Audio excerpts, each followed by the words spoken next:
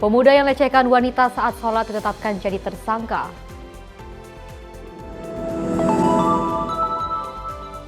Prabowo Subianto ingin kereta cepat Wus sampai Banyuwangi.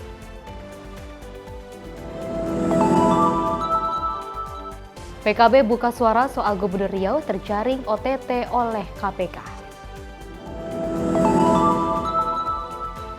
DPR kawal anggaran negara demi kesejahteraan rakyat.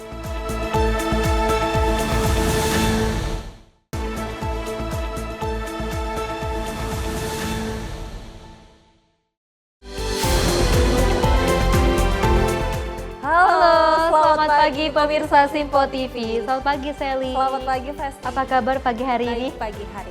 Harus baik, harus ceria karena kita berdua akan terus memberikan informasi yang terbaik untuk pemirsa di rumah terkait dengan perpolitikan, ekonomi dan juga berita hiburan lainnya. Dan tentunya pemirsa kami akan menghadirkan informasi seputar peristiwa. Bersama saya Sally Sregar dan saya Festi Ramadi. Inilah Menyapa Indonesia Pagi selengkapnya.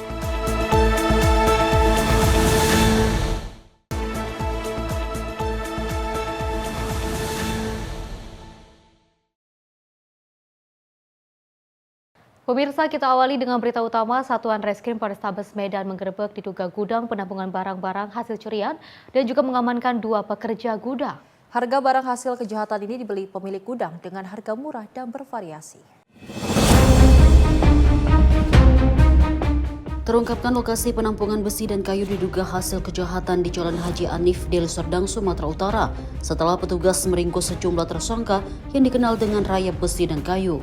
Dari penggerebekan gudang botol tersebut, petugas berhasil menyita barang bukti diantaranya besi pagar, tiang besi, kusen pintu, dan jendela serta becak motor. Kapolrestabes Medan Kombes Jihan Calvin Simanjuntak mengatakan, gudang botot ini diduga sebagai penampung dan penadah barang-barang hasil kejahatan dari para pelaku rayap besi. Harga barang hasil kejahatan ini dibeli pemilik gudang dengan harga murah dan bervariasi. Lebih mencurigakan lagi, gudang penampungan ini mulai beraktivitas jual beli sekitar pukul 12.00 malam hingga subuh.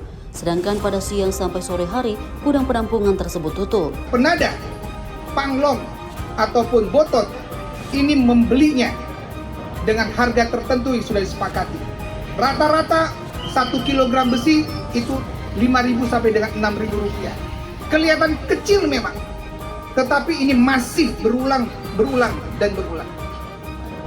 Untuk kayu dan kusen lainnya harganya 200 sampai dengan 250.000 rupiah. Polisi hingga kini masih memburu pemilik gudang penampungan barang haram tersebut yang disebut-sebut telah melarikan diri keluar kota. Dari Medan, Sumatera Utara, Ahmad Perwira, kontributor Simpo TV melaporkan.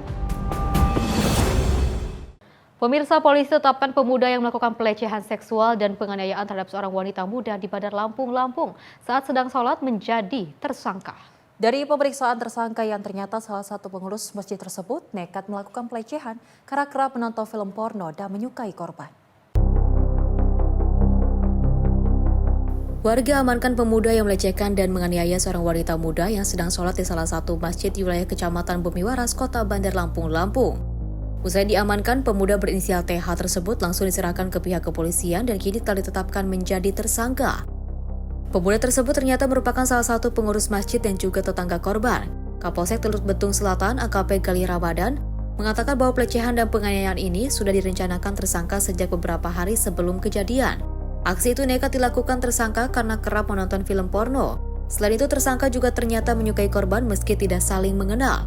Tersangka ini tidak mengenal korban, namun satu masjid ya. Jadi korban juga sering sholat di situ, tersangka juga sebagai pengurus masjid juga di situ. Jadi sudah diperhatikan lah sama tersangka ini. Ada rasa lah tersangka ini kepada korban. Gitu. Ya, jadi bahasanya diniatkannya sudah 4 hari ya.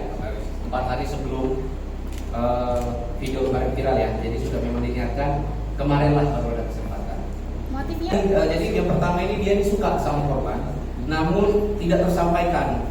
Ya, alasan tersangka dia takut ketemu orang tua, jadi hanya melampiaskan melalui apa ya, telepon tadi ada video porno di HP-nya. Nah, dan dia lebih pada saat itu sendiri korban yang disukainya ini. Ada saat itu juga lah dia hilang dan mengambil kesempatan begitu.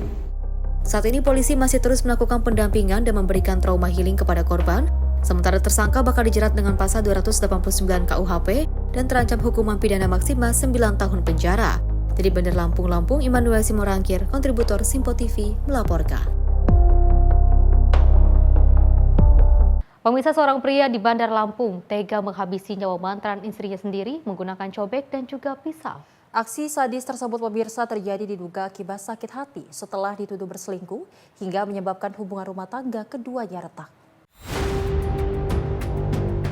Polisi menangkap seorang pria berinisial BN yang tega membunuh mantan istrinya berinisial TF dengan cobek dan pisau di rumah korban di Kecamatan Kedamaian, Kota Bandar Lampung, Lampung pada Sabtu pagi. Penangkapan berlangsung dramatis sebab pelaku bersembunyi di kolong tempat tidur kamar rumah korban sesaat setelah menghabisi nyawa korban. Polisi pun terpaksa mendobrak pintu dan membawa pelaku ke Mapolresta Bandar Lampung. Polisi mengungkap pembunuhan dilakukan setelah pelaku yang kini sudah ditetapkan menjadi tersangka masuk ke rumah korban dengan kunci cadangan. Saat itu korban yang sempat melawan langsung dipukul menggunakan cobek dan ditusuk menggunakan pisau hingga puluhan kali.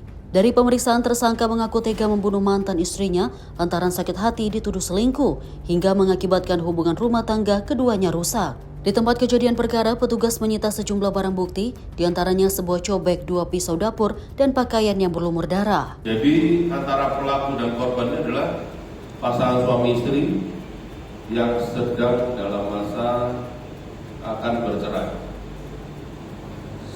Sudah bercerai tapi masih ada setelah masa iddah 1 tahun. Jadi masih ada kemungkinan untuk rujuk. Jadi sudah bercerai dan sudah tinggal pisah rumah. Dengan demikian pelaku menggunakan kunci yang memang sudah dimiliki untuk masuk ke pintu dan kemudian mengambil cobek dan pisau yang ada di dapur dan kemudian memasuki kamar korban. Setelah masuk kamar korban masih ada adu dorong-dorongan sampai si korban kalah dan dipukul cobek oleh si pelaku di bagian kepala. Setelah itu masih ada perkelahian sampai didorong ke kasur dan sampai dengan menusukkan pisau ke dalam tubuh korban. Saat ini BN telah ditahan di Mapolresta Bandar Lampung dan untuk mempertanggungjawabkan perbuatannya akan dijerat pasal 340 KUHP tentang pembunuhan berencana dengan ancaman hukuman maksimal pidana mati atau penjara seumur hidup. Dari Bandar Lampung, Immanuel Simorangkir, kontributor Simpo TV, melaporkan. Pemirsa, aparat Reserse Kriminal Polres Metro Jakarta Pusat masih melakukan penyelidikan mendalam guna mengungkap identitas 2 kerangka manusia yang ditemukan di dalam gedung bekas kantor perusahaan finance di Kuitang Senen, Jakarta Pusat. Selain memeriksa sejumlah saksi, petugas juga melakukan tes DNA kepada 2 keluarga korban hilang pada 29 Agustus lalu. Mengingat pada aksi unjuk rasa yang berujung kerusuhan tersebut, sejumlah orang diketahui terjebak di dalam gedung. Penemuan 2 kerangka manusia di dalam gedung yang pernah terbakar pada akhir Agustus lalu di Jalan Kuitang Raya Senen, Jakarta Pusat hingga kini masih menjadi misteri. Di dalam gedung bekas kantor perusahaan finance tersebut, 2 kerangka manusia ditemukan dalam kondisi hangus dan sulit dikenali. Guna mengungkap identitas keduanya, aparat Satreskrim Polres Metro Jakarta Pusat mulai melakukan penyelidikan mendalam. Sejumlah saksi baik dari vendor yang juga menemukan kedua kerangka maupun petugas security gedung telah diperiksa oleh petugas. Petugas juga melakukan tes DNA kepada 2 keluarga korban hilang saat aksi unjuk rasa yang berujung kerusuhan pada 29 Agustus 2025 lalu. Dalam peristiwa tersebut, gedung tempat kedua kerangka ditemukan sempat menjadi sasaran pembakaran dan penjarahan oleh sejumlah orang. Jadi 2 kerangka itu yang sudah kita kirimkan ke Rumah Sakit Polri Kramat Jati, itu diambil DNA-nya untuk nanti dicocokkan dengan beberapa orang yang pernah dilaporkan hilang dari tanggal 29 Agustus 2025. Jadi dari keluarga orang yang dilaporkan hilang sudah diambil sampelnya, baik itu saudara R dan saudara F itu. Mungkin hari Rabu kurang lebih katanya akan keluar hasil dari forensik Polri. Kalau saksi-saksi yang diperiksa sejauh ini sudah berapa orang? Saksi-saksi yang diperiksa antara lain adalah saksi dari penemu, baik itu dari vendor maupun dari security yang ada di gedung bekas perusahaan finance tersebut. Kira-kira ada barang-barang yang bisa dikenali nggak dengan korban? Kalau dari lokasi penemuan, tidak ada barang yang bisa dikenali karena betul-betul terbakar dan hangus. Jadi tidak ada yang bisa kita gunakan untuk mengidentifikasi siapa yang terbakar di lokasi tersebut. Identitas kedua kerangka manusia itu diperkirakan baru bisa diidentifikasi pada Rabu mendatang setelah Polres Metro Jakarta Pusat menerima hasil tes DNA dari tim forensik Rumah Sakit Polri Kramat Jati. Di Jakarta, Dio Balau, Simpo TV melaporkan. Pemirsa, atap ruang kelas di SMKN 1 Desa Wana Herang, Kecamatan Gunung Putri, Kabupaten Bogor, ambruk. Diduga atap ruang kelas ini ambruk akibat hujan deras disertai dengan angin kencang yang melanda kawasan tersebut. Akibat peristiwa ini, 44 siswa dilarikan ke rumah sakit karena tertimpa atap bangunan. Beginilah video amatir siswa yang merekam ambruknya atap bangunan 5 ruang kelas di SMKN 1 Gunung Putri, Kabupaten Bogor, Jawa Barat. Dalam video tersebut terlihat atap bangunan yang terbuat dari baja ringan tersebut ambruk hingga menimpa 44 siswa yang berada di dalam kelas. Nih, kalau begini. Para siswa tertimpa material atap bangunan yang terbuat dari baja ringan hingga mengalami luka di bagian kepala hingga patah tulang. Para korban itu pun langsung dibawa ke rumah sakit untuk dilakukan penanganan medis. Menurut salah seorang siswa, kejadian tersebut terjadi saat hujan deras disertai angin kencang. Tiba-tiba atap di 5 ruang kelas ambruk hingga terdengar suara gemuruh disertai minta tolong dari para korban. Ini kan saya tadi lagi main HP. Tiba-tiba ada suara kenceng banget. Dikira saya apa ya, hujan kenceng, padahal rubuh. Oh gitu. Iya. Itu kondisinya lagi hujan deras. Lagi hujan deras. Terus banget itu sama angin juga ditambah angin. Yang rubuh tuh kelas atau apa? Itu atapnya, atap kelasnya rubuh semua. Atap kelas. Iya, berderet. Rubuhnya dia. Ada yang tertimpa nggak? Ketimpa mah aman. Paling ketimpain kepalanya. Bocor. Luka bocor berarti di bagian kepala. Bagian kepala ada yang robek tangannya. Sementara itu, menurut Kepala Dinas Pemadam Kebakaran Kabupaten Bogor, sebagian siswa yang mengalami luka ringan dari sebanyak 44 siswa yang tertimpa atap bangunan langsung dibawa pulang. Sementara atap bangunan yang ambruk terjadi di 5 ruang kelas. Sampai dengan jam 18.48 malam ini dilokasi teman-teman dari Polres, dari Kodim, kemudian didukung oleh kita dari Damkar dan BPBD, relawan, kita masih mengamankan lapangan. Kemudian untuk korban yang tadi diinformasikan ke beberapa rumah sakit, alhamdulillah sebagian sudah pulang. Di puskesmas dari 22 orang semuanya sudah bergeser pulang, hanya 3 beberapa hasil observasi mereka bisa dipulangkan. Kemudian di Hermina dari 2 orang, 1 orang masih ada di sana. Setelah observasi perlu rawat inap. Demikian juga di RSUD Cilengsi masih diobservasi di sana yang 3 orang. Kemudian yang di Geraha Kenari ada 18 orang, 17 orang dinyatakan setelah observasi kemudian bisa pulang, tapi ada 1 orang yang dislokasi. Jadi hanya tinggal beberapa orang yang sampai dengan malam ini korban ada di beberapa rumah sakit, berarti hanya 1 di 3 sekitar 5. Petugas gabungan BPBD, TNI Polri hingga Damkar melakukan evakuasi pembersihan puing bangunan. Selain itu, pemasangan garis polis lain pun dilakukan petugas di lokasi yang masih rawan bencana susulan. Dari Bogor, Jawa Barat, jurnalis Simpo TV melaporkan. Peristiwa lainnya, pemirsa, pohon berukuran besar tumbang saat hujan deras disertai angin kencang yang mengguyur kota Bogor, Jawa Barat pada Senin 3 November 2025. Pohon tumbang menimpa angkot yang tengah parkir di pinggir jalan hingga mengalami ringsek. Peristiwa ini, pemirsa, tidak menimbulkan korban jiwa, namun arus lalu lintas mengalami kemacetan. Hujan deras disertai angin kencang yang mengguyur kota Bogor pada Senin 3 November 2025 sore mengakibatkan pohon tumbang yang terjadi di beberapa titik. Salah satunya di Jalan Pajajaran, kawasan Sukasari, Kota Bogor. Pohon setinggi 30 meter tumbang dan menimpa angkot hingga ringsek. Pohon angsana yang tumbang menimpa angkutan kota jurusan Sukasari Warung Jambu. Tidak ada korban jiwa maupun luka dalam peristiwa ini karena angkot yang sedang berhenti dalam keadaan kosong penumpang. Sementara sang sopir berhasil menyelamatkan diri keluar dari angkotnya. Petugas gabungan Damkar bersama BPBD Kota mengevakuasi mobil angkot serta membersihkan sisa-sisa batang pohon yang tumbang. Terdapat pohon tumbang yang menutup ruas jalan sebagian di Jalan Pajajaran, tepatnya dan menimpa satu unit angkutan perkotaan. Namun adanya, alhamdulillah, kedua orang yang berada di angkot tersebut sempat melarikan diri atau menyelamatkan dirinya, dan alhamdulillah tidak ada korban jiwa. Hanya memang angkotnya ini yang perlu kita evakuasi nanti, menyebabkan sendatan arus lalu lintas. Namun seperti dilihat teman-teman dari Damkar, BPBD, kewilayahan, pertamanan, dan seluruh unsur yang ada di sini berjibaku supaya kembali lalu lintas ini bisa normal. Selain titik ini, mungkin karena anginnya juga muternya di sekitar sini, ada satu titik di atas di dekat Dunkin Donat, Simpang Dangkin di atas, dekat Simpang Garuda, itu pun sama menutup ruas jalan. Namun sudah dilakukan penanganan kedaruratan oleh teman-teman. Gitu. Sementara ini terekap di kami baru 2 kejadian ini, ditambah tadi Pak Camat menginformasikan di daerah Villa Duta. Gitu. Sambil terus kita rekon informasi-informasi masuk, mudah-mudahan hanya ini.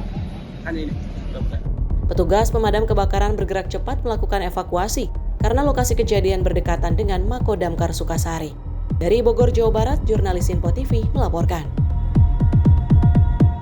Pemirsa, batang pohon trembesi yang berada di Jalan Manggarai Selatan 2 Tebet, Jakarta Selatan, tumbang menimpa pengendara sepeda motor wanita. Tumbangnya batang pohon tersebut terjadi sesaat hujan deras disertai angin kencang. Peristiwa ini terekam kamera pengawas. Inilah rekaman video kamera pengawas detik-detik sesaat batang pohon trembesi yang berada di Jalan Manggarai Selatan 2 Tebet, Jakarta Selatan tumbang. Tumbangnya batang pohon tersebut mengakibatkan seorang pengendara motor wanita tertimpa hingga terjatuh dari kendaraannya. Pengendara motor yang panik langsung bergegas bangun dan masuk ke dalam rumah warga sambil menunggu hujan berhenti. Tak hanya itu, ruas jalan dari arah Manggarai menuju Bukit Duri juga tidak bisa dilintasi sementara akibat adanya batang pohon yang tumbang. Menurut keterangan saksi, Wiwin, peristiwa ini terjadi ketika wilayah DKI Jakarta diguyur hujan deras, disertai angin kencang yang melanda pada siang hari tadi. Ya, hujan angin. Anak perempuan cuman, tapi lecet-lecet aja. Pas banget melintas atau begitu? Iya, pas banget melintas. Iya. Itu pohon tumbang. Ya. Barengan sama tembok itu ambruk. Itu kondisinya pengendara itu bagaimana? Lupa-lupa atau? Enggak, cuman lecet aja tangannya. Cuman ya shock ya. Beruntung, pengendara tersebut selamat. Selanjutnya batang pohon dirapihkan oleh warga sekitar agar lalu lintas di sekitar lokasi tetap berjalan lancar. Dari Jakarta, jurnalis Info TV melaporkan.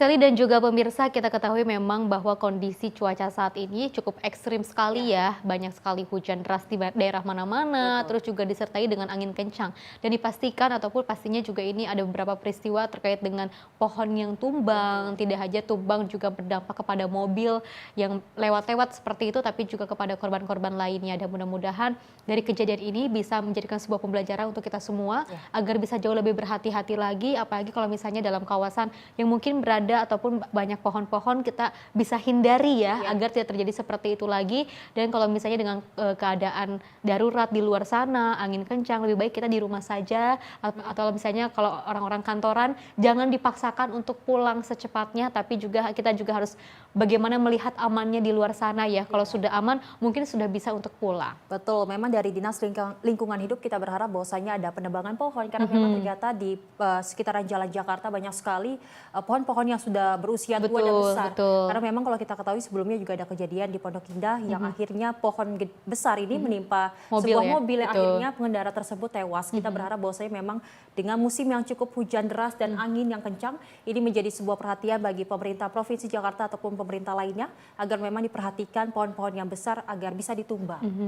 Dan kalau kita lihat juga sangat apresiasi kepada pemerintah pusat, daerah dimanapun mereka berada seperti itu ya, karena dengan adanya kemarin juga sempat ada di Pondok Indah, terus juga di Bogor, Jawa Barat, ini juga pohon tumbangnya sudah mulai dibersihkan, dirapikan, dan mudah-mudahan kedepannya cuaca ini akan semakin baik ya, jangan semakin buruk ya, mudah-mudahan, karena kita tidak mau ada korban jiwa lainnya. Dan pemirsa, informasi lainnya akan terus kami hadirkan usai jeda berikut ini.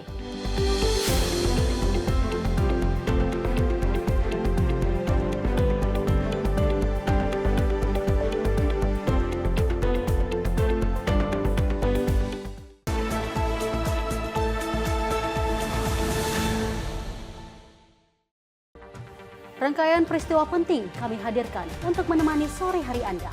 Regulasi penyiaran yang dinilai Peringatan Bastille Day di Play, Pramono menegaskan Pemprov DKI dalam keadaan selamat di atas. Mengabarkan berita yang relevan dengan kondisi hari ini sebagai rujukan informasi menjelang malam tiba. Yang menyelundupkan kokain yang Menteri Pertanian menyampaikan tindak pidana perampokan dan pembunuhan. Lakukan langkah pengawasan secara langsung. Jangan lewatkan dalam Menyapa Indonesia Petang setiap hari hanya di Sinpo TV.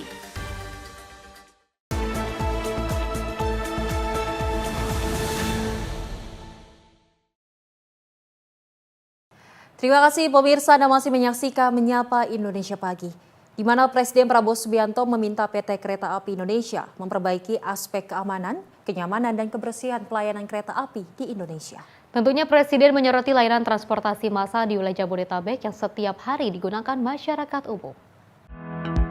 Presiden Prabowo Subianto meminta PT Kereta Api Indonesia atau KAI memperbaiki aspek keamanan, kenyamanan, dan kebersihan pelayanan kereta api di Indonesia. Hal tersebut disampaikan Direktur Utama KAI Bobi Rashidin usai rapat terbatas dengan Presiden Prabowo Subianto di Istana Kepresidenan Jakarta Senin siang. Lebih lanjut, Bobi mengatakan Prabowo juga menyoroti layanan transportasi massal di wilayah Jabodetabek yang setiap hari digunakan masyarakat umum. Dipastikan bahwa mass transit yang dipakai ini terutama oleh pekerja yang setiap hari bolak-balik ke Jakarta, masyarakat kalangan bawah dan semua kalangan seperti yang saya sampaikan tadi harus aman, nyaman, bersih, dan keselamatan adalah nomor 1. Tambahkan gerbong, perbaiki gerbong yang ada, nyamankan penumpang, terutama yang perempuan, stasiun, lintasan kereta dan gerbong harus bersih, terutama peningkatan fasilitas di stasiun, peningkatan fasilitas operasi yang ada di lintasan, dan bahkan juga meningkatkan infrastruktur dari lintasan yang ada. Selain itu, Prabowo juga memberi perhatian besar terhadap peningkatan fasilitas kereta api. Menurut Bobi, Prabowo menekankan agar setiap aspek pelayanan harus ditingkatkan kualitasnya demi kenyamanan penumpang. Prabowo meminta KAI untuk segera menambah jumlah kereta api agar masyarakat dapat menikmati perjalanan. Dari Jakarta, Dio Malau, Sinpo TV melaporkan. Pemirsa, Menteri Lingkungan Hidup Hanif Faisal Nurrofik meninjau warga yang diungsikan akibat paparan radiasi radioaktif Cesium-137 di Desa Sukatani, Kecamatan Cikande, Kabupaten Serang, Banten.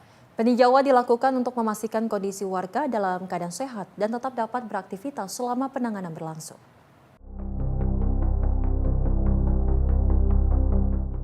Menteri Lingkungan Hidup Hanif Faisal Nurrofik mendatangi posko pengungsian di Kampung Bunian, Desa Sukatani, Kecamatan Cikande, Kabupaten Serang, Banten. Puluhan warga dipindahkan sementara setelah permukiman mereka masuk dalam zona merah radiasi radioaktif Cesium-137 yang terdeteksi di bawah tanah. Didampingi pejabat pemerintah Kabupaten Serang, Menteri Hanif memastikan kondisi warga dalam keadaan sehat. Menteri juga mengimbau warga untuk segera melaporkan jika terjadi perubahan kondisi kesehatan selama berada di pengungsian. Saat ini terdapat 12 titik sumber material radioaktif Cesium-137 yang telah diidentifikasi. Dari jumlah tersebut, 5 titik dinyatakan aman, 5 titik dalam proses sementasi, dan 2 titik dalam tahap pembuatan pagar pengaman. Untuk 22 perusahaan di kawasan industri modern Cikande yang sebelumnya terdampak radiasi, saat ini seluruhnya telah melalui tahap dekontaminasi dan dinyatakan aman. Kita bersama Ibu Bupati memastikan teman-teman kita yang direlokasi sementara dalam keadaan sehat, dan kami sedang mengupayakan bersama tim Satgas untuk segera memberesin dekontaminasi dari 12 titik dari slagnya, maka telah selesai 5 lokasi, kemudian 5 lokasi lagi sedang menunggu di semen, sehingga masih tinggal 2. Yang 2 kita sedang nunggu desain dari Bapeten untuk dipagar, yang satunya sedang dikerjakan. Nah, kami minta batas waktu paling tidak ya sampai akhir November ini selesai, sehingga sudah tidak ada lagi yang perlu dikhawatirkan masyarakat. Kemudian 22 perusahaan yang terpapar sudah selesai. Kemudian selanjutnya radiation portal monitoring mungkin sampai beberapa minggu ke depan masih kita pasang untuk menjaga, mengantisipasi kalau masih ada deteksi. Tapi sampai hari ini udah nggak ada. Jadi 36.000 unit yang masuk, yang keluar, maka hanya sekitar kurang dari 70 yang 47 yang terdeteksi dan sudah dikontaminasi. Jadi semuanya ditaruh di PMT. Kemudian tim sedang bekerja keras dari Barreskrim, Polri untuk melakukan penyelidikan dari sumbernya. Sumbernya diproyeksikan masih dari dua, yaitu importasi scrap dan satunya dari lokal atau domestik. Jadi dua-dua sisi sedang ditangani. Jadi itu perkembangannya. Yang jelas pemerintah sebagai Ketua Satgas, saya sangat mengapresiasi kerja keras Satgas di daerah sampai di pusat yang dengan gercep menangani ini. Mudah-mudahan benar-benar selesai sebelum tahun baru. Proses penegakan hukum terhadap pihak yang diduga lalai hingga terjadi kontaminasi radioaktif saat ini tengah berjalan di Barreskrim Polri. Penanganan radiasi dan pemulihan lingkungan ditargetkan selesai sebelum tahun 2026 agar warga dapat kembali ke rumah secara aman. Dari Serang, Banten, jurnalis Info TV melaporkan. Pemirsa, Ketua DPR Puan Maharani menanggapi perihal pemberian gelar pahlawan nasional kepada Presiden kedua Soeharto. Puan mengatakan pemberian gelar pahlawan tersebut harus dicermati melalui rekam jejak dari masa lalu hingga sekarang. Peringatan Hari Pahlawan pada 10 November mendatang banyak dinanti oleh publik perihal beberapa tokoh yang akan dianugerahi gelar pahlawan nasional. Beberapa tokoh tersebut terdapat nama Presiden kedua Soeharto yang menuai pro dan kontra terhadap pemberian gelar pahlawan nasional. Merespon hal itu, Ketua DPR Puan Maharani mengatakan bahwa pihaknya menghormati proses pemberian gelar pahlawan nasional. Namun, dirinya menyebut rekam jejak dinilai penting dalam pemberian gelar pahlawan. Ya, pemberian gelar pahlawan kita hormati prosesnya. Namun karena ini penting, ya harus dicermati rekam jejaknya dari masa lalu sampai sekarang, karena juga penting bagaimana kemudian apakah hal tersebut memang sudah waktunya dan sudah perlu diberikan dan lain sebagainya. Namun ya hal itu tentu saja harus dikaji dengan baik dan cermat. Dari Jakarta, Fahrizal Dafkarisiano, Sinpo TV melaporkan. Pemirsa, Ketua Dewan Kehormatan Partai Gerindra Ahmad Muzani menyatakan jika partainya terbuka untuk menerima siapapun yang ingin bergabung, termasuk ex-Menteri Koperasi sekaligus Ketua Umum Projo Budi Ari Setiadi. Namun pemirsa, Muzani mengaku belum bertemu Budi Ari maupun Presiden Prabowo Subianto untuk membahas ihwal bergabungnya mantan Menteri Koperasi tersebut. Ketua Umum Relawan Projo Budi Ari Setiadi mengungkapkan keinginannya untuk bergabung ke dalam Partai Gerindra. Hal tersebut disampaikannya dalam pembukaan Kongres ketiga Organisasi Relawan Projo di Hotel Grand Side Jaya, Jakarta. Mantan Menteri Koperasi Desa itu menyebut akan secepatnya bergabung ke dalam Partai Gerindra. Dirinya berkomitmen akan memperkuat dan mendukung penuh agenda-agenda politik Presiden Prabowo Subianto. Nggak usah diterjemahin lugas-lugas, kalian sendiri terjemahin ya. Yang pasti begini, kami akan mendukung partai yang dipimpin oleh Presiden Prabowo. Ya, betul. Iyalah, pasti Gerindra lah. Nanti kita tunggu dinamika di Kongres ketiga ini. Yang pasti gini, satu, kita akan memperkuat dan mendukung agenda-agenda politik Presiden Prabowo. Ya, secepatnya. Dari Jakarta, Fahrizal, Sinpo TV melaporkan. Pemirsa, Ketua Harian DPP Partai Gerindra Dasko merespon perihal keinginan Ketua Umum Relawan Projo Budi Ari yang ingin bergabung ke dalam partai besutan Presiden Prabowo Subianto. Dasko menyebut bahwa dirinya belum mendengar langsung keinginan Budi Ari tersebut bergabung ke dalam partai. Ketua Umum Relawan Projo Budi Ari Setiadi mengungkapkan keinginannya yang ingin bergabung ke dalam Partai Gerindra. Pernyataan itu disampaikannya dalam acara Kongres ketiga Projo di Hotel Grand Side Jaya, Jakarta Selatan. Merespon hal ini, Ketua Harian DPP Partai Gerindra Dasko mengatakan bahwa dirinya belum mendengar langsung keinginan ex-Menteri Koperasi tersebut. Namun dirinya juga menyebut partai yang dipimpin Presiden Prabowo tidak akan menutup ruang kepada setiap relawan yang ingin bergabung. Pasalnya Partai Gerindra siap menerima aspirasi publik dari semua pihak. Statement tadi saya belum dengar, mungkin nanti saya pengen dengar di dalam karena betul. Begini, kalau nanti itu saya ralat. Projo ini dari awal mendukung pemerintahan Prabowo Gibran, sebelum malah begitu. Nah, sehingga kita apresiasi, untuk itu makanya kita hadir pada hari ini sebagai sahabat Projo yang diundang pada acara kongres. Saya belum dengar langsung, nanti kalau sudah dengar langsung saya tanggepin. Ya kalau Gerindra siap gelombang besar dari manapun, ya kita namanya aspirasi tentu kita akan pertimbangkan untuk diakomodir. Dari Jakarta, Fahrizal, Simpo TV melaporkan. Pemirsa, Ketua Dewan Kehormatan Partai Gerindra Ahmad Muzani menyatakan jika partainya terbuka untuk menerima siapapun yang ingin bergabung, termasuk ex-Menteri Koperasi sekaligus Ketua Umum Projo Budi Ari Setiadi. Namun pemirsa, Muzani mengaku belum bertemu Budi Ari maupun Presiden Prabowo Subianto untuk membahas ihwal bergabungnya mantan Menteri Koperasi tersebut.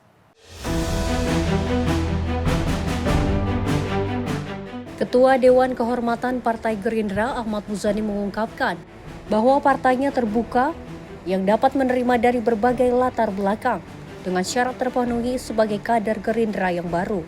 Syarat tersebut diantaranya sudah berusia 17 tahun atau sudah menikah dan merupakan warga negara Indonesia. Namun saat ditanya perihal keinginan Ketua Umum Projo sekaligus ex-Menteri Koperasi Budi Ari Setiadi yang ingin bergabung Gerindra, Muzani kembali menegaskan jika Gerindra terbuka untuk siapa saja, termasuk Budi Ari yang sudah dikenal publik sebagai tokoh politik. Kendati demikian, dirinya mengaku belum bertemu Budi Ari maupun Presiden sekaligus Ketua Umum Gerindra Prabowo Subianto untuk membahas rencana bergabungnya ex-Menteri Koperasi itu.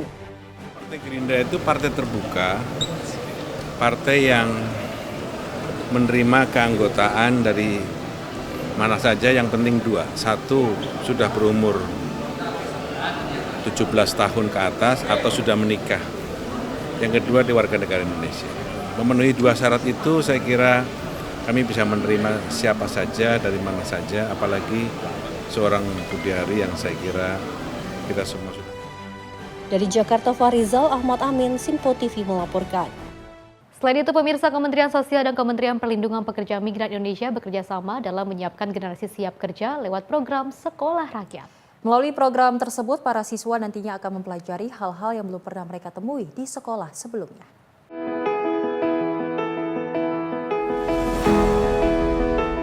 Menteri Sosial Saifullah Yusuf menjelaskan bahwa Sekolah Rakyat merupakan program prioritas Presiden Prabowo Subianto untuk meningkatkan kualitas sumber daya manusia. Program Sekolah Rakyat tersebut kini juga dikembangkan untuk menciptakan calon tenaga kerja Indonesia dengan membekali siswa melalui keterampilan kerja dan juga pelatihan bahasa asing sejak dini. Dalam materi yang diberikan, nantinya siswa akan dibimbing sesuai dengan minat masing-masing, baik untuk melanjutkan studi maupun langsung bekerja termasuk di luar negeri.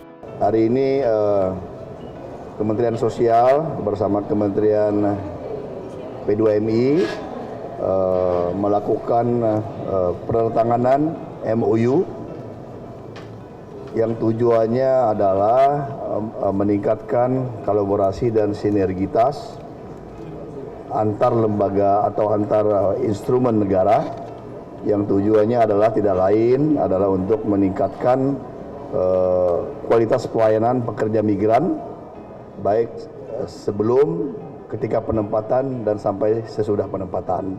Kami berharap nanti pada waktunya Kementerian Perlindungan dan Pekerja Migran bisa memberikan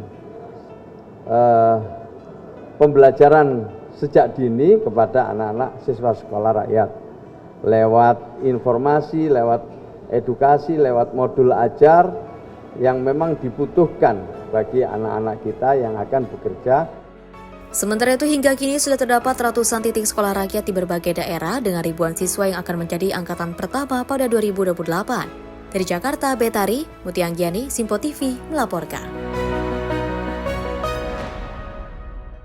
Pemirsa, proses revisi rancangan Undang-Undang Sistem Pendidikan Nasional diharapkan dapat membawa perubahan pada sejumlah hal mendasar dalam arah kebijakan pendidikan Indonesia. Dari Komisi 10 DPR RI kini tengah membahas RUU Sisdiknas sebagai langkah pembaruan menyeluruh.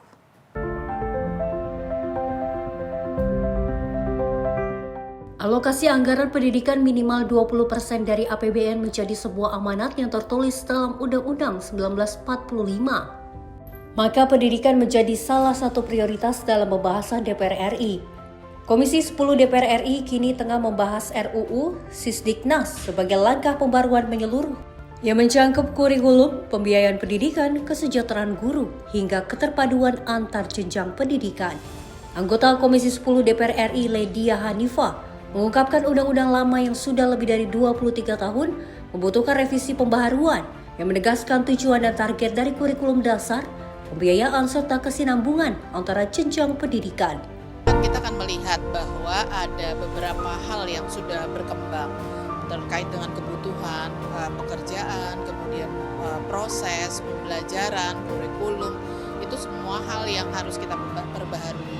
Dan undang-undang ini sudah 23 tahun, maka kita kemudian menyepakati untuk membuat revisi. Tapi revisi ini tentu memerlukan kehati-hatian. Nah, yang kita perhatikan dengan lebih detail itu adalah berkaitan tadi dengan apa sih sebenarnya kurikulum dasar, targetnya, tujuannya dari sistem pendidikan nasional ini apa. Kemudian tujuan pendidikan nasionalnya seperti apa. Kita juga perlu bincang tentang pembiayaan pendidikan seperti apa. Apalagi ada perkembangan terkait dengan keputusan Mahkamah Konstitusi. Terus kemudian bagaimana ketersambungan antara pendidikan dasar, pendidikan menengah, dan kemudian pendidikan tinggi. Bagaimana kita bisa memastikan kesejahteraan guru sebagai pendidik dan tenaga kependidikan, bagaimana standar dan seterusnya. Jadi banyak hal yang memang harus kita perbaiki keseluruhannya. Kita sudah mendengarkan masukan draft keseluruhan naskah akademik dan rancangan undang-undang dari Badan Keahlian Dewan yang nanti kemudian akan dibahas secara lebih detail oleh anggota Komisi 10. Mudah-mudahan tahun ini kita bisa menyelesaikan draftnya sehingga tahun depan bisa dibahas bersama dengan pemerintah. Melalui proses yang hati-hati dan komprehensif, diharapkan RUU Sisdiknas dapat menjadi fondasi baru bagi kemajuan pendidikan nasional. Tim redaksi Simpo TV melaporkan.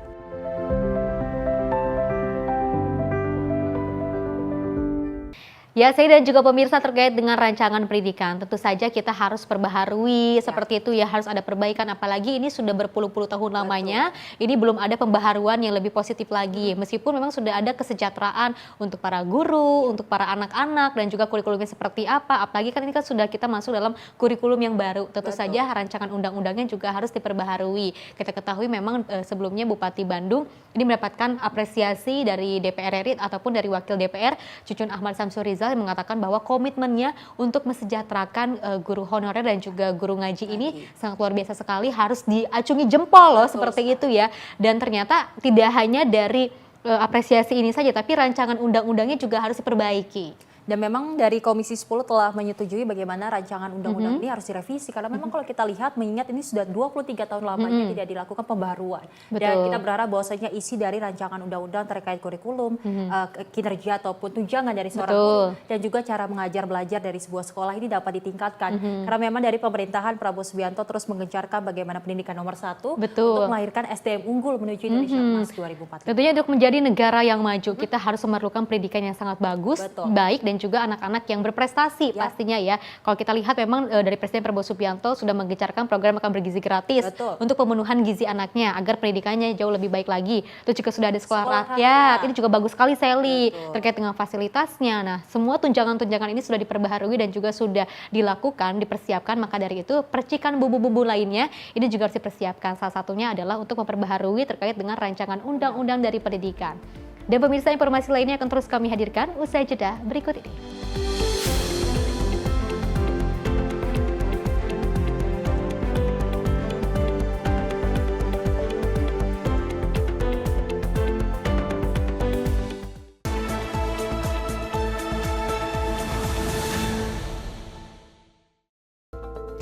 Via KBRN Des Jawa Tengah, bagi Anda yang berada di Gombel, Jawa Tengah, siaran Simpo TV kini telah hadir di channel digital 30 UHF.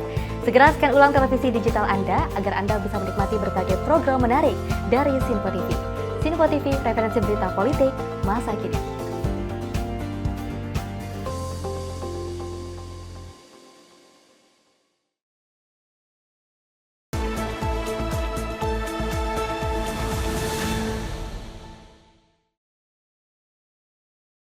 Masih bersama kami pemirsa dalam Menyapa Indonesia Pagi. di mana Raja Keraton Kasunanan Surakarta Hadiningrat Kanjeng Sinuhun Pakubuwono 13 Hangabehi meninggal dunia pada Minggu 2 November 2025. Pemakaman Raja Keraton Solo Pakubuwono 13 akan dilakukan pada 5 November mendatang dan juga jenazah akan dikebumikan di makam Raja Imogiri, Yogyakarta. Raja Keraton Solo Pakubuwono 13 meninggal dunia pada Minggu 2 November 2025. Raja Keraton Surakarta Sri Susuhunan Pakubuwono 13 disebut sempat menjalani perawatan di rumah sakit sejak September 2025. Kabar duka wafatnya Pakubuwono 13 dikonfirmasi oleh kuasa hukumnya KPA Averi Firman Nur Wahyu Pradoto Ningrat. Ia menyebut Raja Keraton Solo meninggal pada Minggu pagi. Menurut informasi, PB13 sebelum meninggal telah cukup lama alami sakit komplikasi. PB13 dirawat di rumah sakit sejak September lalu. Adik PB13 GKR Wandasari atau Gusti Moeng menyampaikan akan ada prosesi adat terlebih dahulu sebelum jenazah Pakubuwono 13 dibawa ke Imogiri. Semua tata cara upacara pemakaman telah dirapatkan dan dipersiapkan oleh keraton. Jenazah akan dibawa dengan kereta jenazah Raza. Rute ringan-ringan jenazah nantinya akan melalui dalam Keraton Solo melewati Bangsal Magangan, lalu menuju alun-alun selatan ke arah Ganing ke barat, sampai Simpang 4 Tipes belok kanan ke arah Slamet Riyadi, dan ke barat menuju Rumah Dinas Wali Kota Solo, Loji Gandrung. Pemakaman kapan? Pemakaman sudah kita sepakati hari Rabu tanggal 5 kita upacara mulai jam 8 pagi. Itu dan tadi sebetulnya ada kehendak mau ditransitkan dengan kereta dulu di Uryaningratan, tapi sekarang ini sudah pasti kalau kita minta kepada Pak Wali itu di Loji Gandrung. Sebagai informasi, Pakubuwono 13 tutup usia pada Minggu pagi 2 November 2025. Sebelum wafat, Pakubuwono 13 telah menderita sakit komplikasi dan menjalani perawatan intensif di rumah sakit. Dari Solo, Jawa Tengah, Raditya Hermansyah, kontributor Sinpo TV, melaporkan. Pemirsa, pesawat angkut militer terbesar milik TNI Angkatan Udara Airbus A400M akhirnya tiba di Lanut Halim Perdana Kusuma, Jakarta. Kedatangan Airbus A400M menjadi babak baru modernisasi armada angkut strategis Indonesia. Pesawat Airbus A400M dengan nomor registrasi A401 mendarat mulus di Lanut Halim Perdana Kusuma, Jakarta sekitar pukul 7:45 waktu Indonesia bagian Barat. Pesawat berwarna abu-abu ini disambut meriah dengan tradisi water salute sebagai simbol penyambutan resmi bagi pesawat baru TNI Angkatan Udara. Pesawat diserahkan secara simbolis oleh Presiden Prabowo Subianto kepada Panglima TNI dan selanjutnya kepada Kepala Staf Angkatan Udara. Pesawat A400M pertama ini akan memperkuat skuadron 31 Lanut Halim Perdana Kusuma sebagai satuan utama operasi angkut strategis TNI Angkatan Udara. Selain fungsi angkut, A400M juga dapat beroperasi sebagai pesawat tanker, mampu mengisi bahan bakar di udara untuk berbagai jenis pesawat TNI Angkatan Udara, dan juga dilibatkan untuk misi kemanusiaan. Dengan kemampuan ini, durasi misi udara dan jangkauan operasi Indonesia akan meningkat secara signifikan. Dari Jakarta, Mariska Esya Rona Bayu, Tim Liputan Sinpo TV melaporkan. Pemirsa, Presiden Prabowo Subianto mengungkapkan Indonesia menegosiasikan pembelian total 6 pesawat Airbus A400M untuk TNI. Saat ini pemirsa, Kementerian Pertahanan telah menandatangani kontrak 2 unit dengan opsi 4 unit tambahan. Dalam penyerahan Airbus A400M, MRTT Alpha 4001 kepada Panglima TNI Jenderal Agus Subianto, Presiden Prabowo Subianto menyatakan Indonesia akan menambah kontrak pembelian pesawat jenis ini. Saat ini Kementerian Pertahanan telah menandatangani kontrak 2 unit dan membuka opsi 4 unit tambahan untuk memperkuat alutsista TNI, khususnya Angkatan Udara. Udara bagi kita sangat-sangat menentukan dan sangat penting. Semua TNI sekarang kita bangun untuk menjadi lebih efektif. Tidak hanya menjaga wilayah, tapi juga mengamankan dan mendukung pembangunan nasional. Saya kira itu dari saya. Ya, terima kasih. Kita sudah aktif 2 unit kita sudah ada opsi 4 unit, kita mungkin negosiasi untuk kita tanda tangan 4 unit lagi. Ya, sementara itu. Tapi ini saya kira lebih nanti berpengaruh atau lebih berperan dalam evakuasi yang luka-luka, yang perlu operasi dan sebagainya. Makanya kita bikin modul operasi udara, operasi ambulans udara, dan TNI saya perintahkan untuk nambah batalion kesehatan. Jadi batalion tim kesehatan tidak hanya mendukung bencana di wilayah nasional, tapi seandainya ada kemanusiaan yang terjadi, peristiwa di mana-mana, kita juga bisa hadir. Acara penyerahan di Lanut Halim Perdana Kusuma, Jakarta Timur berlangsung dengan prosesi simbolis penyiraman air dan penyerahan replika pesawat. Pesawat ini akan ditempatkan di Skuadron 31 dan prosesi dihadiri pejabat tinggi TNI serta sejumlah duta besar dari Eropa. Pesawat A400M dapat digunakan untuk pengangkutan taktis dan strategis, mengangkut logistik hingga 37 ton, serta personel dan peralatan berat. Kontrak awal juga mencangkup dukungan pemeliharaan dan pelatihan lengkap, sementara letter of intent menyiapkan akuisisi 4 unit tambahan di masa mendatang. Momen penyerahan itu dihadiri Menhan Purnawirawan Safri Samsudin, Wakil Panglima TNI Jenderal Tandio Pudi Revita, Kasau Marsekal Muhammad Tony Harjono, dan sejumlah dubes dari Eropa.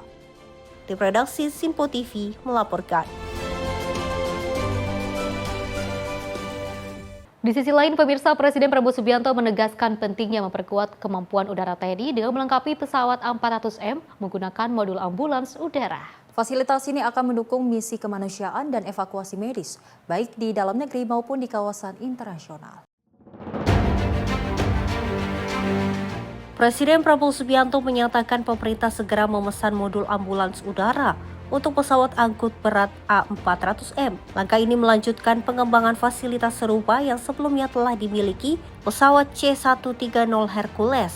Presiden menilai penambahan kemampuan ini akan memperkuat peran TNI dalam misi kemanusiaan, terutama evakuasi korban luka dan operasi medis udara. Presiden juga menekankan TNI tidak hanya berfungsi menjaga kedaulatan wilayah, tetapi turut berperan aktif dalam membantu masyarakat dan mendukung pembangunan nasional. Saat itu pemerintah akan menambah batalion dan tim kesehatan TNI agar dapat dikerahkan dalam misi kemanusiaan di berbagai negara. Presiden mengingatkan pentingnya solidaritas global sebagaimana Indonesia dulu menerima bantuan dari berbagai negara saat bencana besar melanda seperti tsunami Aceh dan gempa di Sulawesi Tengah. Saya kira ini sangat mampu, tapi ini saya kira lebih nanti berpengaruh atau lebih berperan dalam evakuasi yang luka-luka, yang perlu operasi dan sebagainya. Makanya kita bikin modul operasi udara, operasi ambulans udara, dan TNI saya perintahkan untuk nambah batalion kesehatan. Jadi batalion tim kesehatan tidak hanya mendukung bencana di wilayah nasional, tapi seandainya ada kemanusiaan yang terjadi, peristiwa di mana-mana, kita juga bisa hadir. Ingat waktu kita peristiwa tsunami di Aceh, banyak negara datang bantu kita. Waktu kita ada masalah di Sulawesi Tengah, ya, di Palu juga banyak negara bantu kita, ya kan? Jadi kita juga sebagai bagian dari komunitas dunia, kita harus juga bantu negara-negara dalam kesulitan. Waktu Turki gempa bumi besar, kita juga kirim 2 Hercules dan kita siap waktu itu kirim kapal. Kita sekarang masih ada tim kesehatan di Gaza bersama UAE, Emirates, masih ada di situ. Saya kira itu dari saya. Ya, terima kasih semuanya. Dari Jakarta, Esya Mariska, Rona Bayu, Simpo TV melaporkan. Informasi lainnya, pemirsa, Gubernur Riau Abdul Wahid tiba di Gedung Komisi Pemberantasan Korupsi Jakarta usai KPK melakukan operasi tangkap tangan terhadap dirinya dan juga 9 orang lainnya di Riau pada Senin malam. Abdul Wahid tiba di KPK pada Selasa pagi dan tampak mengenakan kaos putih lengkap dengan masker serta membawa tas berisi dokumen. Juru bicara KPK Budi Prasetyo mengatakan ada 9 orang yang diperiksa dalam kasus OTT Gubernur Riau yang dibagi menjadi 2 kloter pada Selasa pagi dan Selasa siang. Selain pihak-pihak yang diamankan, KPK juga menyita sejumlah uang dan barang bukti dalam kegiatan operasi tangkap tangan pada Senin malam. Budi mengatakan hingga saat ini ada sekitar 10 orang yang diamankan dalam kegiatan tangkap tangan ini. Ia pun memastikan pihaknya akan memberikan informasi terbaru terkait operasi senyap yang masih terus dilakukan. Pasca kegiatan tangkap tangan di wilayah Provinsi Riau, penyidik kemudian melakukan pemeriksaan secara intensif kepada pihak-pihak yang diamankan, dan hari ini kepada pihak-pihak yang diamankan tersebut akan dibawa ke Gedung Merah Putih KPK. Ada sejumlah 9 orang dari 10 orang yang ditangkap yang kemudian akan dibawa ke Gedung Merah Putih KPK. Mas, benarkah di antara pihak yang dibawa itu ada Gubernur Riau Abdul Wahid? Nanti kita lihat ya, sebentar lagi sampai ke keempat. Atau berapa orang yang akan dibawa ke Jakarta? Yang dibawa pada hari ini ada 9 orang, nanti ada 2 kloter pagi dan siang. Jadi selain pihak-pihak yang diamankan, ada juga sejumlah uang sebagai barang bukti yang diamankan dalam kegiatan tangkap tangan. Ada unsur kepala daerah, penyelenggara dari pihak swasta di antara semua itu? Di antaranya. Terkait dengan perkaranya apa, konstruksi perkaranya bagaimana, nanti kami akan update ya dalam konferensi pers. Mas, mungkin bisa disebut nominal uang barang bukti yang diamankan? Nanti termasuk itu ya, ini sedang kami hitung juga. Tapi untuk mata uang rupiah dan mata uang asing? Itu diantaranya.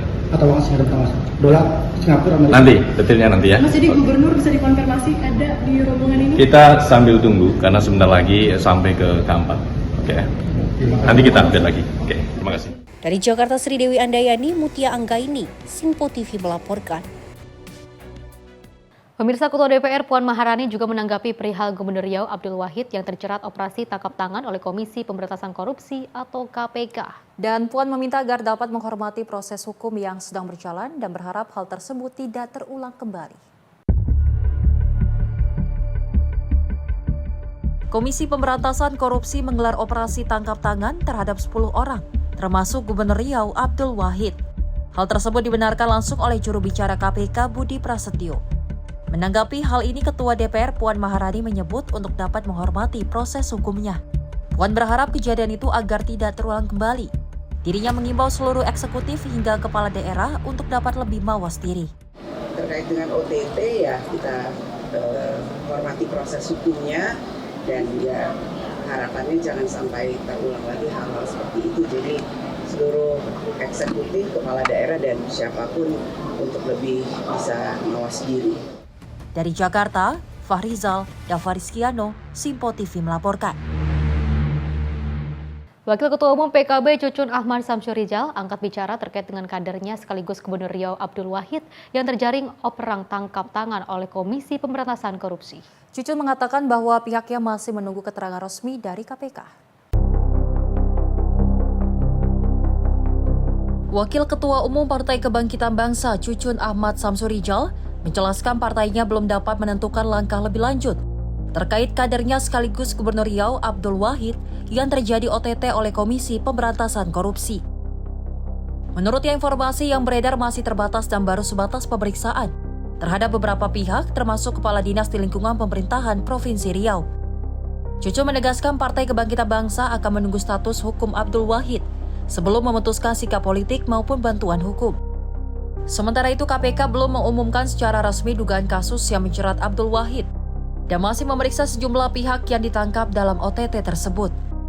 Kita nunggu dulu keterangan resmi dari KPK karena case-nya kan kita belum kemarin dapat informasi baru dimintai keterangan ya seperti apa. Dan setelah itu nanti kita akan lihat apakah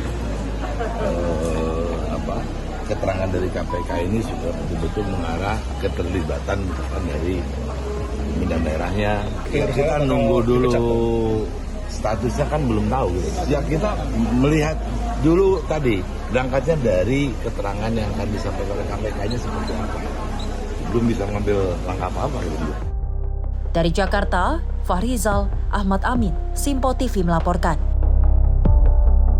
Salah satu fokus dari Presiden Prabowo Subianto tidak hanya terkait dengan program makan bergizi gratis, tapi juga bagaimana caranya untuk bisa memberantas korupsi yang ada di Indonesia untuk pembersihan oknum-oknum yang nakal. Sally dan juga pemirsa ya, kita ketahui memang ini ada operasi tangkap tangan Gubernur Riau yang juga tertangkap, Abdul Wahid seperti itu, dan juga mendapatkan respon dari Ketua DPR Puan Maharani dan juga Cucun Ahmad Samsurijal seperti itu, bahwa hal ini harus segera diperbaiki dan juga segera ditangkap. Dan kalau kita memang melihat banyak sekali oknum-oknum yang nakal di Indonesia, apalagi pejabat negara, pejabat daerah. Ini kan harus memberikan contoh yang baik untuk masyarakat, harus bisa lebih transparan dan juga membuktikan kepada masyarakat tingkat kepercayaan. Tidak hanya kepercayaan dari Presiden Prabowo Subianto, tapi juga kepercayaan dari kepala daerah juga ini harus dibantu. Ya, memang kita lihat kemarin di Selasa pagi, Gubernur Riau Abdul Wahid telah sampai di KPK dan memang saat ditanyakan wartawan terkait korupsi apa, namun dia hanya diam. Dan kita berharap bahwasanya memang ini menjadi suatu penyelidikan yang lebih lanjut karena memang ternyata KPK juga menemukan sejumlah bukti barang uang dan juga dolar yang memang ditangkap di kediamannya di Riau. Kita berharap bahwa ini menjadi pelajaran bagi kepala daerah agar terus transparan, tidak terjarit dengan korupsi, karena memang kalau kita lihat dari Ketua DPR juga meminta agar ini tidak terulang kembali. Dan memang dari Cucun Ahmad Samsurijal sebagai kadernya yaitu Abdul Wahid di PKB, ia meminta bahwasanya ini menjadi suatu pembelajaran yang penting. Ibarat walaupun ini kadernya, kalau sudah melanggar aturan ini harus diproses. Tidak peduli hukum, siapa dia ya. Kita berharap ini menjadi suatu pelajaran bagi semua kalangan pejabat negara. Betul, jangan hanya pada saat orasi bersuara seperti itu, tapi ketika ditanyakan seperti apa ini dan juga melakukan korupsi apa, tapi malah bungkam seperti itu ya. Ini harus ada kejelasan kepada masyarakat dan juga orang-orang yang ada di Riau seperti itu ya. Karena kan besar harapan mereka Riau ini bisa bersih dari adanya korupsi. Dan pemirsa, informasi lainnya akan terus kami hadirkan usai jeda berikut ini.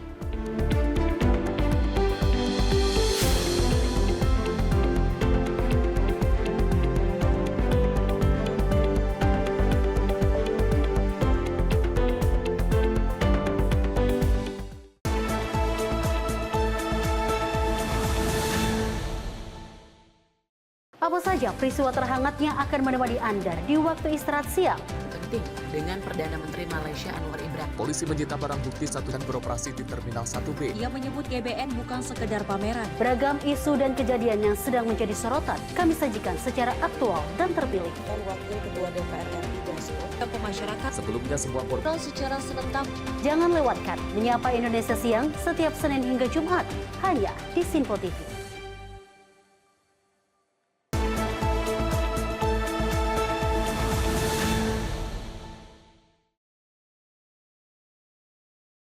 Selamat pagi pemirsa, Anda masih menyaksikan Menyapa Indonesia Pagi. Informasi kita lanjutkan, di mana balita berusia 1,5 tahun di Makassar, Sulawesi Selatan terkunci dalam mobil perkara orang tua lupa menurunkan dari kendaraan.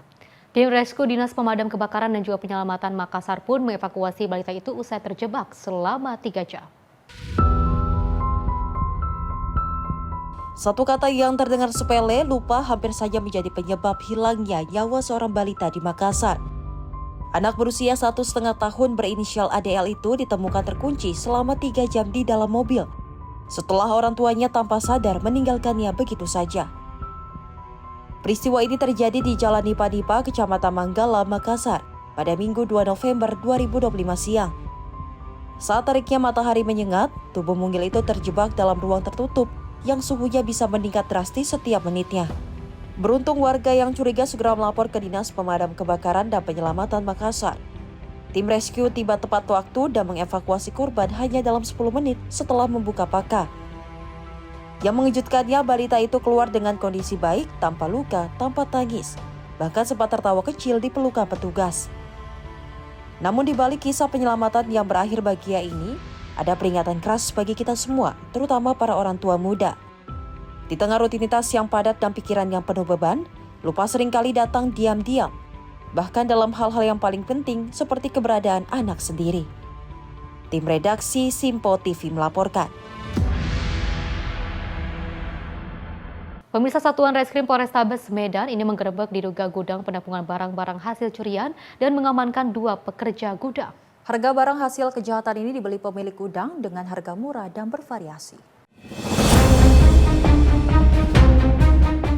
Terungkapkan lokasi penampungan besi dan kayu diduga hasil kejahatan di Jalan Haji Anif, Deli Serdang, Sumatera Utara setelah petugas meringkus sejumlah tersangka yang dikenal dengan rayap besi dan kayu. Dari penggerebekan gudang botol tersebut, petugas berhasil menyita barang bukti diantaranya besi pagar, tiang besi, kusen pintu, dan jendela serta becak motor. Kapolrestabes Medan Kombes Jihan Calvin Simanjuntak mengatakan, gudang botot ini diduga sebagai penampung dan penadah barang-barang hasil kejahatan dari para pelaku rayap besi. Harga barang hasil kejahatan ini dibeli pemilik gudang dengan harga murah dan bervariasi. Lebih mencurigakan lagi, gudang penampungan ini mulai beraktivitas jual beli sekitar pukul 12.00 malam hingga subuh. Sedangkan pada siang sampai sore hari, gudang penampungan tersebut tutup. Penadah, panglong, ataupun botot ini membelinya dengan harga tertentu yang sudah disepakati.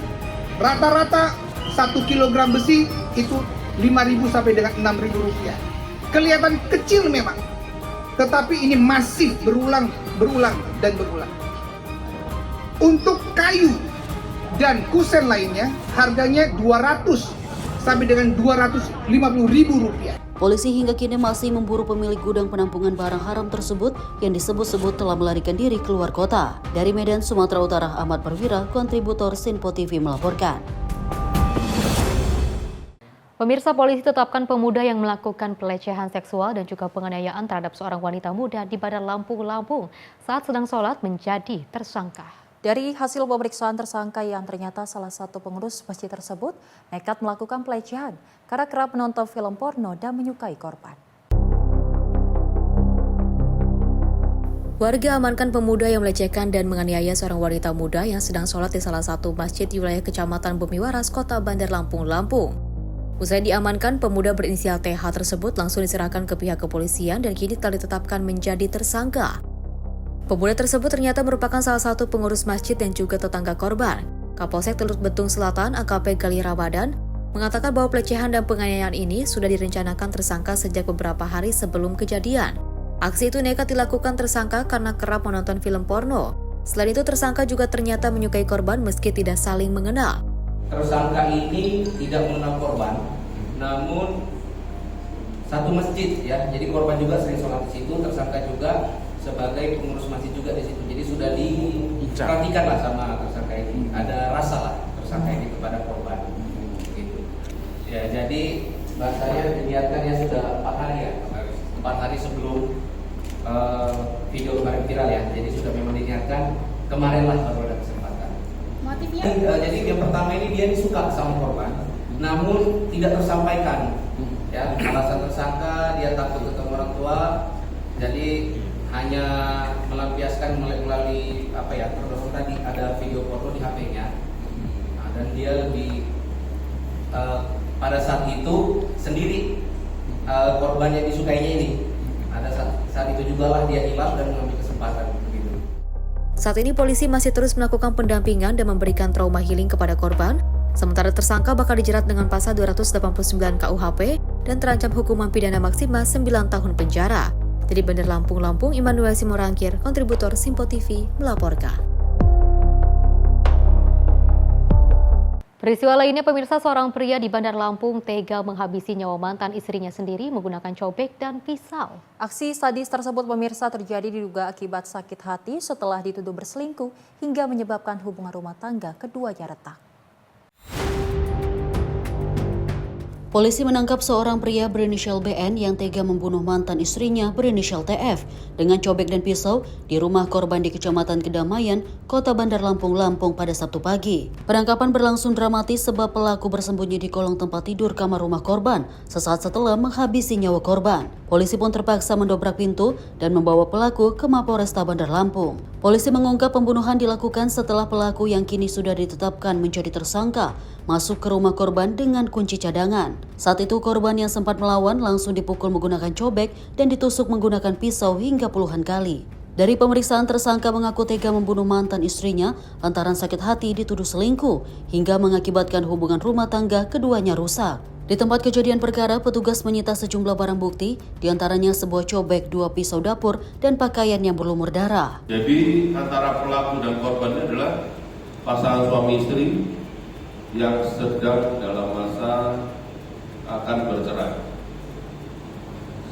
Sudah bercerai tapi masih ada setelah masa iddah 1 tahun, jadi masih ada kemungkinan berujung. Jadi sudah bercerai dan sudah tinggal pisah rumah. Dengan demikian pelaku menggunakan kunci yang memang sudah dimiliki untuk masuk ke pintu dan kemudian mengambil cobek dan pisau yang ada di dapur dan kemudian memasuki kamar korban. Setelah masuk kamar korban masih ada adu dorong-dorongan sampai si korban kalah dan dipukul cobek oleh si pelaku di bagian kepala.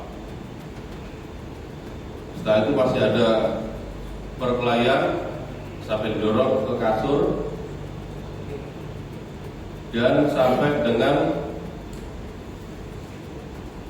menusukkan pisau ke dalam tubuh korban.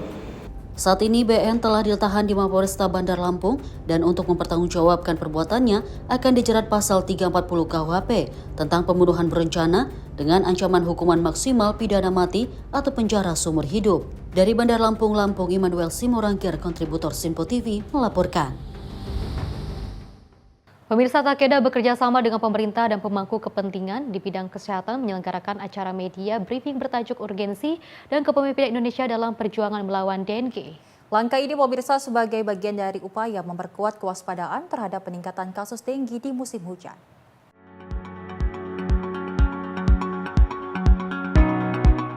Sebagai bagian dari upaya memperkuat kewaspadaan terhadap peningkatan kasus dengue di musim hujan, Takeda bekerjasama dengan pemerintah dan juga pemangku kepentingan di bidang kesehatan menyelenggarakan acara media briefing bertajuk urgensi dan kepemimpinan Indonesia dalam perjuangan melawan dengue. Badan Meteorologi, Klimatologi, dan juga Geofisika BMKG memprediksi musim hujan 2025-2026 curah hujan di atas normal di sebagian besar wilayah Indonesia. Kondisi ini berpotensi meningkatkan risiko penyebaran penyakit demam berdarah, dengue DBD, akibat perkembangbiakan nyamuk. Hingga 19 Oktober 2025, Kemenkes mencatat dalam 7 tahun terakhir atau 2018 hingga 2024, anak-anak kelompok usia 5 hingga 14 tahun sebagai korban kematian tertinggi di Indonesia atau mencapai 41%. Hal ini juga terungkap dalam acara media briefing bertajuk Urgensi dan Kepemimpinan Indonesia dalam Perjuangan Melawan Dengue. Direktur Utama BPJS Kesehatan Ali Gufron Mukti mengungkapkan pasien rawat inap akibat DBD meningkat dibandingkan dengan tahun lalu. Tidak hanya Indonesia, dunia juga mengalami peningkatan signifikan kasus DBD. Hingga akhir April 2024, lebih dari 7,6 juta kasus telah dilaporkan ke Badan Kesehatan Dunia atau WHO. Kolaborasi semua pihak dibutuhkan untuk pencegahan DBD, yaitu dengan vaksin yang aman bagi kelompok rentan baik tua maupun muda. Dapat untuk data BPJS ya, 166.665 peserta program JKN yang menderita penyakit demam berdarah dengue. Dengan 51,79% diderita oleh laki-laki dan 59,2% diderita oleh peserta dengan usia kurang dari 20 tahun. Tadi yang saya sampaikan. Ini Pak, untuk pencegahan ini kan ya Pak? Oh, penting, iya. Ya. Makanya tapi BPJS itu juga ada ini ya, screeningnya ya. Tidak harus nunggu ulang tahun ya. Jadi iya, setiap ini Anda bisa screening. Itu masyarakat pada nggak tahu. Jadi kita dengan promosi prevensi perubahan perilaku, pembersihan tempat yang kecembung air untuk breeding nyamuk itu, wah apalagi ada safety tadi, kita senang sekali karena klaim ke BPJS akan turun. Yeah. So Takeda is committed to being a long-term partner in reducing the burden of dengue in Indonesia. Dengue is one of the biggest global health threats, and one of the countries that's most impacted by dengue is Indonesia. I think Indonesia is a leader in dengue prevention at central government, regional government, medical societies, communities, and the private sector. Data dari Kementerian Kesehatan mencatat Indonesia masih menyumbang sekitar 66% kematian akibat TBD di Asia tahun 2024, sekaligus menjadi salah satu negara dengan jumlah kasus tertinggi di kawasan Asia pada 2024. Dari Jakarta, Dio Malau, Simpo TV melaporkan.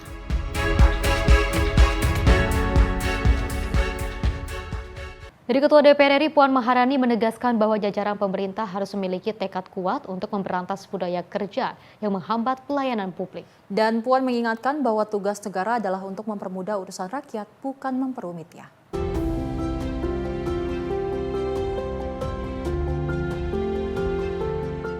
Ketua DPR RI Puan Maharani menyampaikan bahwa aparatur negara harus mengubah pola pikir lama yang cenderung memperlambat pelayanan publik.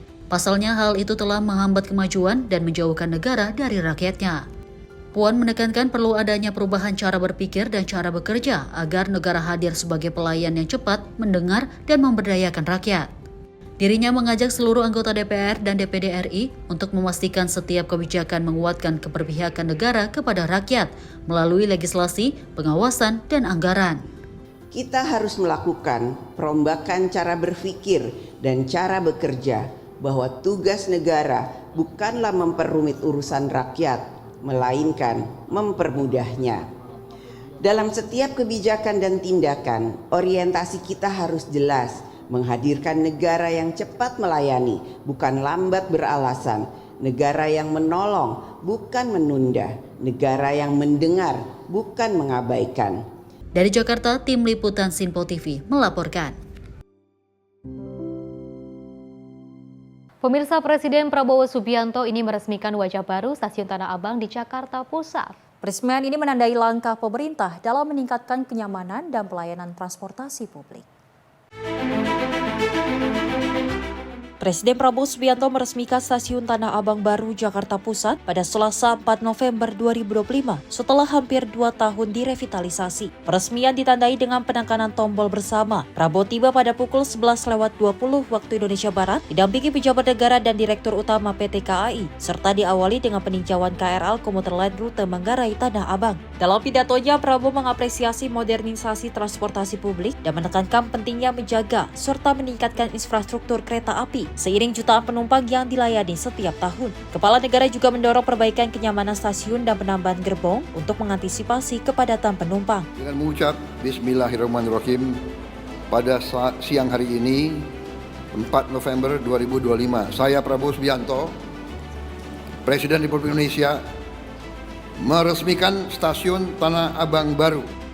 PT Kereta Api Indonesia, teruskan pengabdianmu kepada rakyat Indonesia.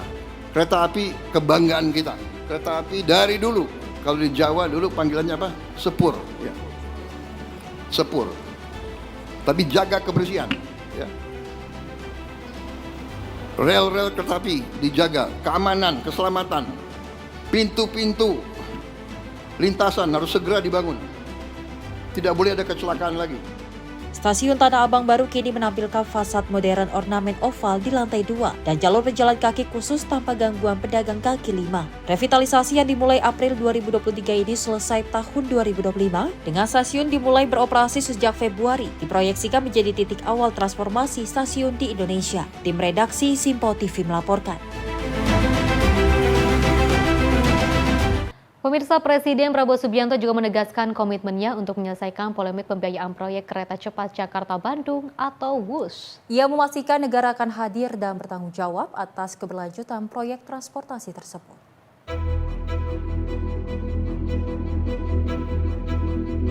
Presiden Prabowo Subianto menegaskan komitmennya untuk bertanggung jawab atas polemik pembiayaan proyek kereta cepat Jakarta-Bandung atau WUS. Usai menjajal KRL di kawasan Stasiun Tanah Abang Jakarta Pusat pada Selasa 4 November 2025, Prabowo meminta PT KAI dan masyarakat agar tidak khawatir. Ia menjelaskan telah mempelajari secara mendalam masalah hutang dan pembiayaan operasional WUS dan meyakini bahwa Indonesia masih mampu menanggung beban tersebut. Prabowo menekankan bahwa pemerintah tidak seharusnya menghitung untung dan rugi dalam penyediaan transportasi publik. Menurutnya, layanan transportasi umum adalah bentuk kewajiban negara atau public service obligation yang harus terus dijaga. Ia mencontohkan, saat ini pemerintah sudah memberikan subsidi hingga 60% untuk layanan kereta api. agar masyarakat dapat menikmati akses transportasi yang terjangkau dan layak. PT KAI nggak usah khawatir, semuanya nggak usah khawatir. Rakyat, kita layani rakyat kita. Kita berjuang untuk rakyat kita. Teknologi, semua sarana itu tanggung jawab bersama. Dan itu di ujungnya tanggung jawab Presiden Republik Indonesia. Jadi saya sekarang tanggung jawab WUSH. Saya sudah pelajari masalahnya. Tidak ada masalah. Saya tanggung jawab nanti WUSH itu semuanya. Indonesia bukan negara sembarangan. Kita hitung, nggak ada masalah itu. Ini kehadiran negara. Dari mana uang itu? Uang itu dari uang rakyat. Uang itu dari pajak. Uang itu dari kekayaan negara. Makanya kita harus mencegah semua kebocoran. Kita sungguh-sungguh harus hentikan penyelewengan dan korupsi. Uang rakyat nggak boleh dicuri, karena akan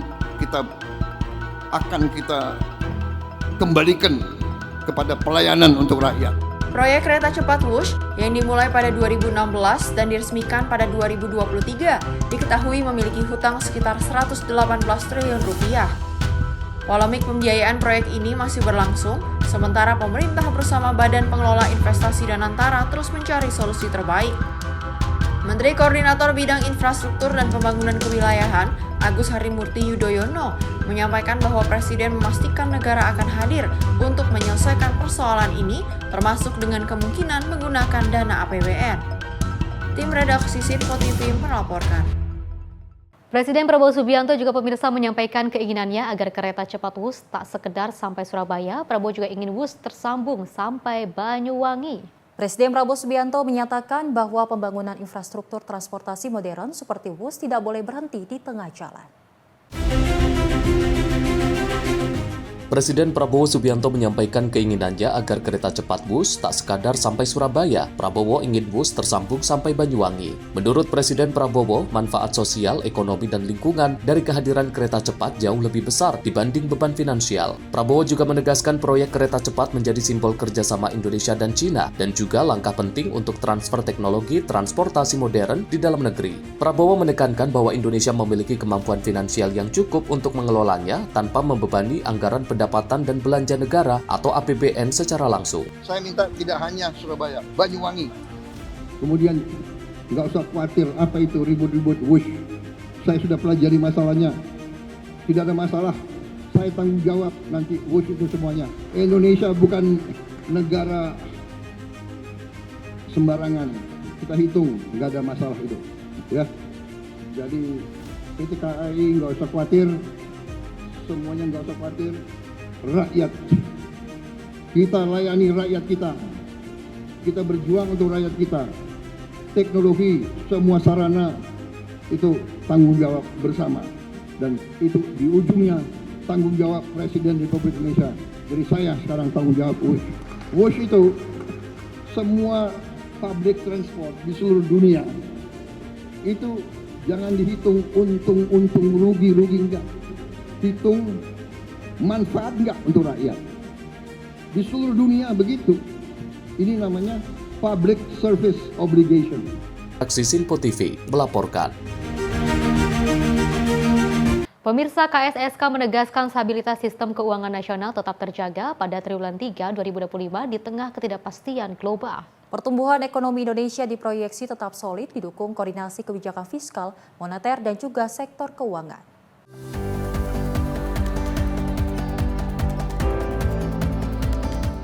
Dalam konferensi pers hasil rapat berskala KSSK 4 tahun 2025 di Jakarta pada 3 November 2025, Komite Stabilitas Sistem Keuangan menegaskan stabilitas sistem keuangan nasional tetap terjaga pada triwulan 3 2025 meski ketidakpastian global masih tinggi. Rapat tersebut juga menekankan pentingnya sinergi dan koordinasi kebijakan untuk menjaga kestabilan ekonomi sekaligus mendorong pertumbuhan nasional. Menteri Keuangan Purbaya Yudi Sadewa menyatakan kondisi sistem keuangan Indonesia tetap kuat dan berperan penting penting menopang pertumbuhan ekonomi.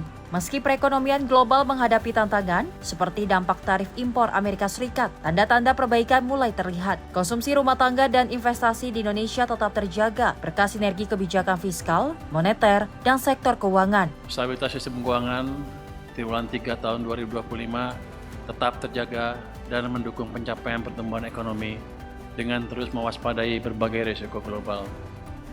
Komite Stabilitas Sistem Keuangan yang terdiri dari Menteri Keuangan, Gubernur Bank Indonesia, Ketua Dewan Komisioner Otoritas Jasa Keuangan, dan Ketua Dewan Komisioner Lembaga Penjamin Simpanan menilai penguatan kewaspadaan terhadap berbagai risiko tetap akan terus dilakukan dan disertai respon kebijakan yang efektif. Meskipun masih lebih rendah dibandingkan tahun 2024 di level 3,3%. Didorong kondisi keuangan yang lebih longgar, kesepakatan dagang AS dengan negara mitra utama, ekspansi fiskal di sejumlah negara beserta penurunan inflasi. Perkembangan positif aktivitas ekonomi dan koordinasi kebijakan memperkuat optimisme ekonomi Indonesia akan tumbuh di atas 5,5% year on year pada triwulan keempat 2025 dengan dukungan stimulus 34,4 triliun rupiah.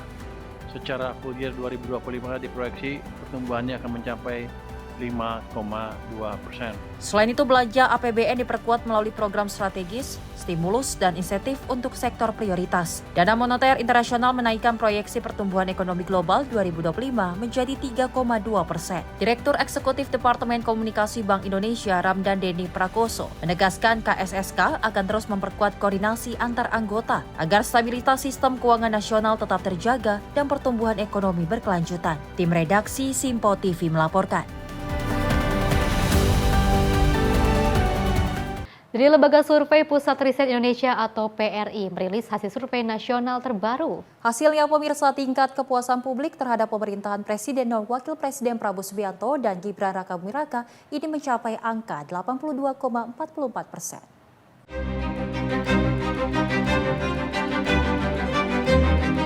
Survei nasional yang dilakukan Lembaga Pusat Riset Indonesia dilaksanakan di 38 provinsi di Indonesia. Dari hasil temuannya, masyarakat yang menyatakan puas terhadap kinerja pemerintahan Prabowo Gibran mencapai 82,44%. Sedangkan yang menyatakan tidak puas sebesar 14,20%. Dan sisanya 3,36% menyatakan tidak tahu atau tidak menjawab. Menurut Denny Yusuf, Direktur Eksekutif Pusat Riset Indonesia atau PRI, tingginya angka kepuasan publik menunjukkan bahwa program pemerintah mulai terasa manfaatnya bagi masyarakat.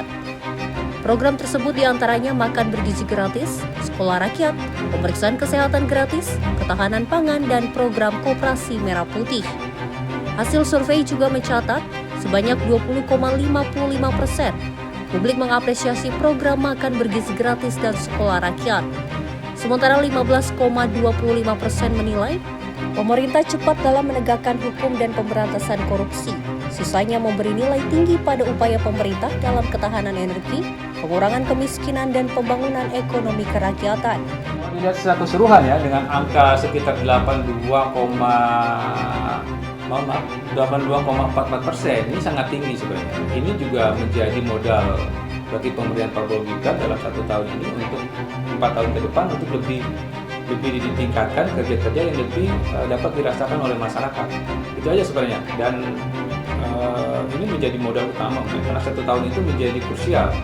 Setelah itu nanti baru tahun kedua, tahun ketiga mudah-mudahan sampai akhir pemerintahan 5 tahun ini bisa memberikan kerja-kerja optimal terhadap masyarakat. Itu diharapkan oleh masyarakat karena secara ekonomi bisa meningkat, secara ketahanan pangan meningkat, secara energi, secara penegakan hukum terus ditingkatkan. Misalkan tadi kita ada beberapa poin yang sebenarnya menjadi catatan khusus, itu menjadi titik bagusnya di pemerintahan kali ini.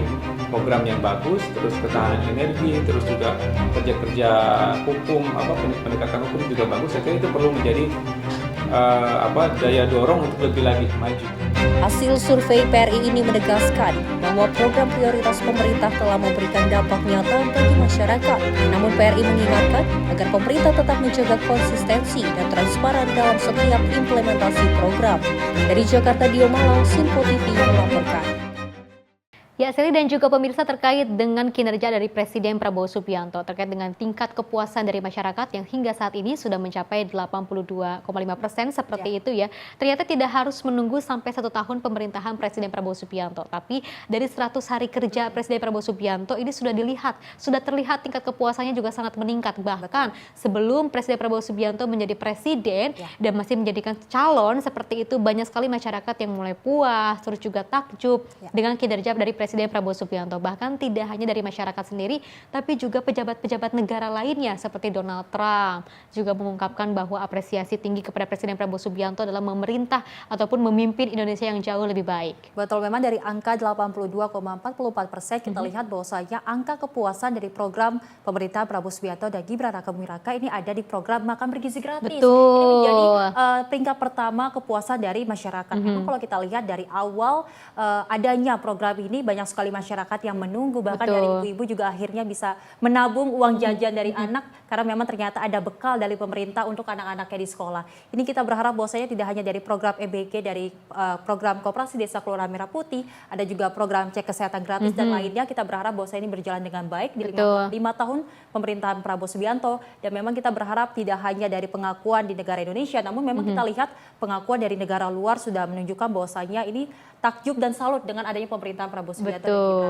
Dan kita juga berharap mudah-mudahan program-program dari Presiden Prabowo Subianto ini menjadi sejarah yang berkelanjutan nantinya ya. Dan kalau kita lihat memang Presiden Prabowo Subianto ini dari sisi untuk memerintah, gaya kepemimpinannya juga sangat luar biasa ya. Meskipun dulu sempat dikatakan bahwa ini terlalu tegas, terus juga tidak ini, tapi sekarang sudah mulai ada kata-kata gemoynya sudah ada. Dan ini caranya beliau untuk mendekatkan diri kepada masyarakat generasi milenial. Dan pemirsa, informasi lainnya akan terus kami hadirkan usai jeda berikut ini.